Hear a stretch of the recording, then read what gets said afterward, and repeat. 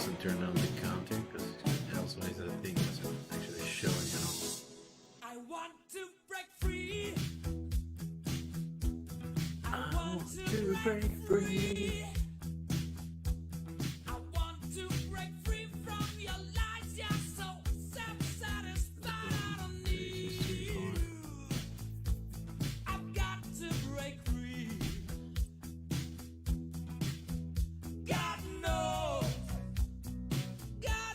I want to break free. I've fallen in love.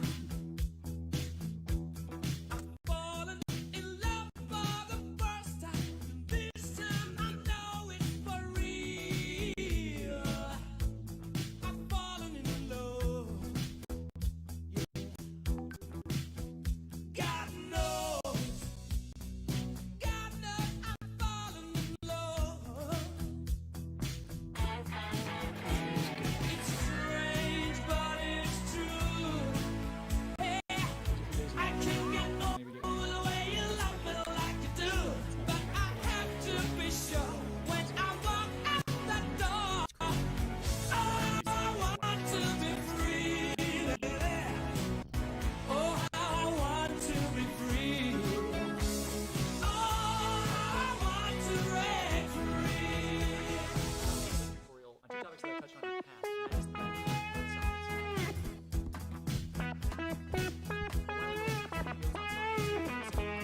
of simple server videos.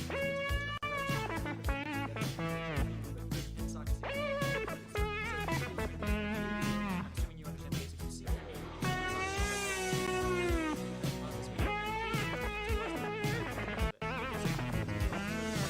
Previous server example I showed you follows a very standard flow to see most TV sockets. But let me take you through it really quick. So we create a socket, we bind that socket to port 1, we call listen. We return it to the full server using string sockets and strings. And our connection is going to look like this pipe.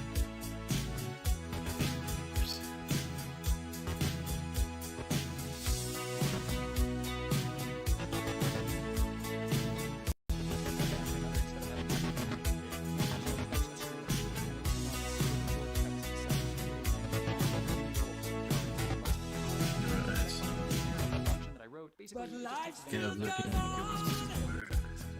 trying to make it one of his I can't get used to living without you by my side.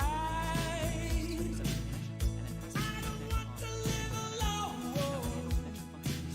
Hey, God knows, got to make it on my own. So baby, can't you see? I've got to break free. I've got to break free. I want to break free.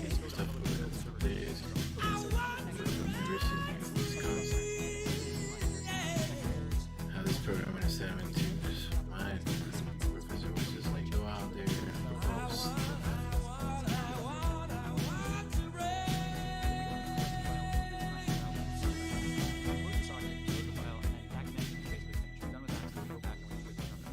This server just keeps accepting connections and handling connections over and over again. Let's It see. accepts a new connection, it handles that connection, then it accepts another. And that's just what it does until we use Control-C to kill it. Okay, so to show you that it works, I made a quick Ruby script to be my client. This script connects to port 8989, that's the port that my server is listening on. It requests a file name, and we're going to have it request a particular file from my computer. I've also made a makefile that compiles it. Okay, so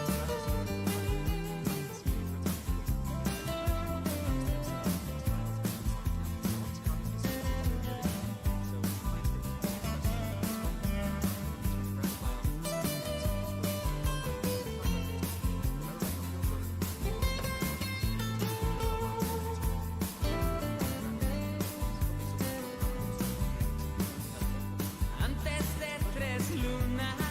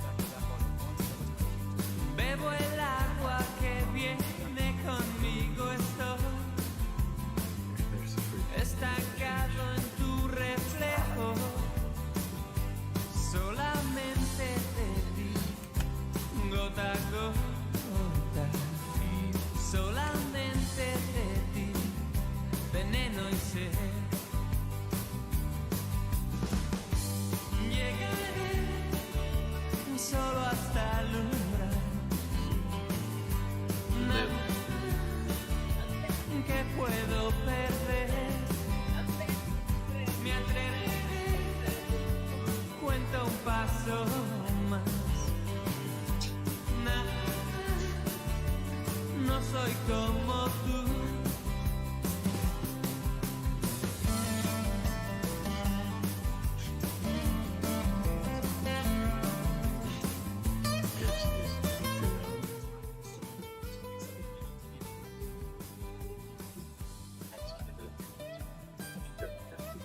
Yep. Sí. No.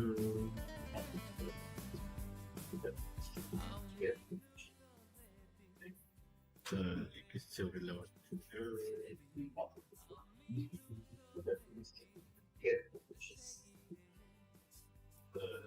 so low. Maybe. Right.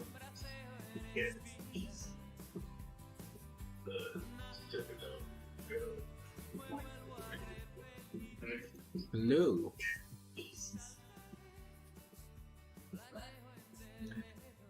Yeah, it's gonna get in an endless loop elsewise.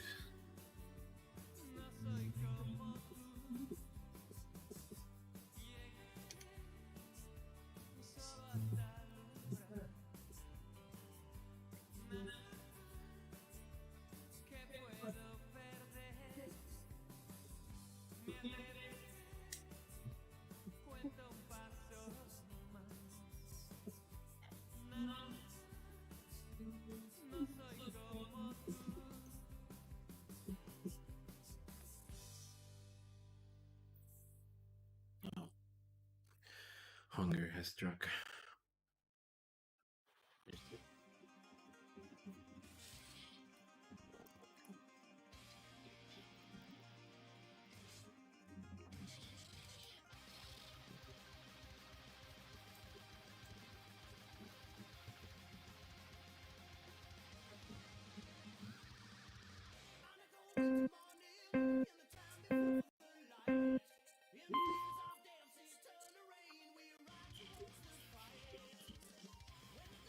Split panes.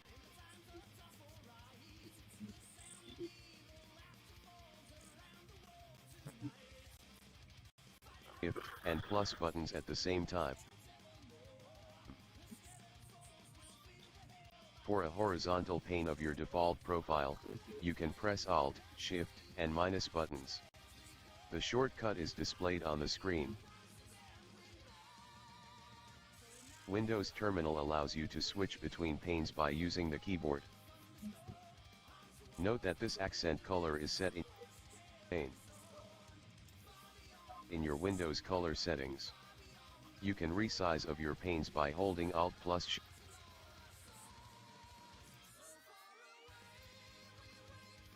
Shift plus W. As always, closing the last tab will close plus for vertical pane. That pane will be a PowerShell profile. If you need to start other profile, you should change default. Go to set name GU.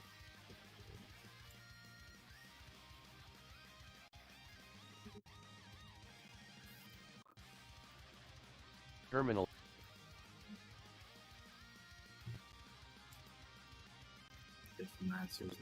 Keys Alt plus Shift plus D. Focus pane will duplicate vertically or horizontally.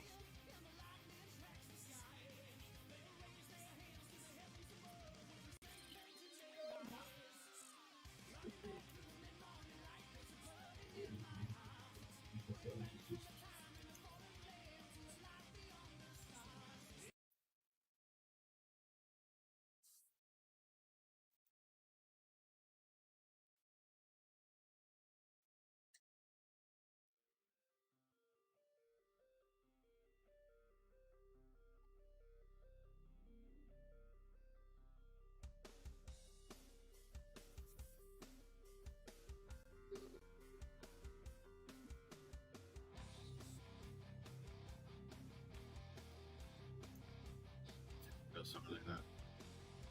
Backlog of 1 basically meant that when I had all these connections come in, it wouldn't queue them all up. Now with a backlog of 100, we can now allow 100 waiting connections, and if we run it again, you can see that now it works. Check And it it's not out. really surprising, but 50 connections does take quite a bit longer than a single connection. But can we make things faster? The answer is probably, maybe. But it depends a lot on how the server is spending its time. If the network connection is slow and the server is spending all of its time getting data to and from the client, then we probably Alright, can't, not sure without if I fixing can our for connection, myself because we're not really repeating waiting on the it. server, we're waiting on the network. But let's say that we're waiting on the server, and the server is spending a lot of time handling connections. This is a reasonable assumption because disk access tends to be slow compared to processing. Now, if the server is spending a lot of time on disk accesses or on tasks that can be done on different processor cores, then maybe Figure some complicated. Okay, so let's turn our server into a multi-threaded server. Now, there are different ways that we can use threads in our server. I'm going to start with the simplest and then follow up with some more complicated options in a future video.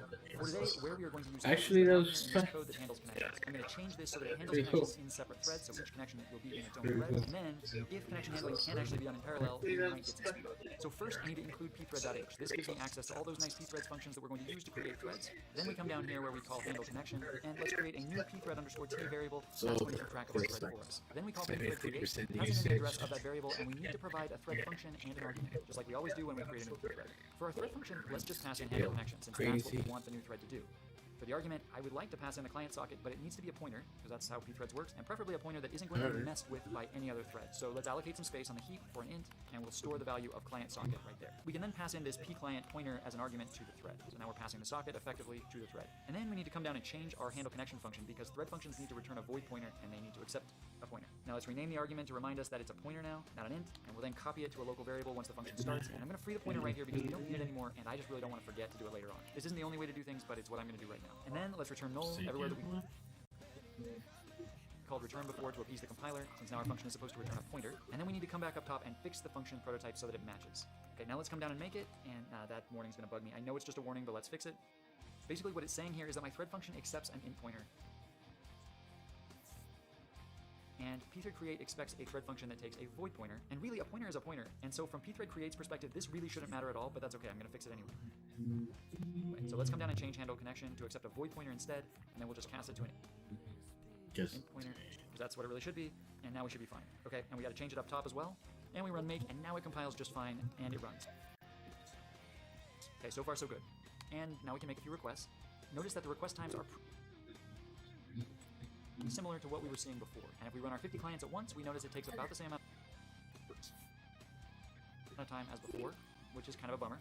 So the question is, did adding threads make any difference at all? Well, let's look into it. To do this, I'm going to make some changes to my client. Instead of printing out the file, I'm going to have it time how long it took to get the file and then print that out. Because we know that it's getting the content successfully, but now we really worry just about performance and time.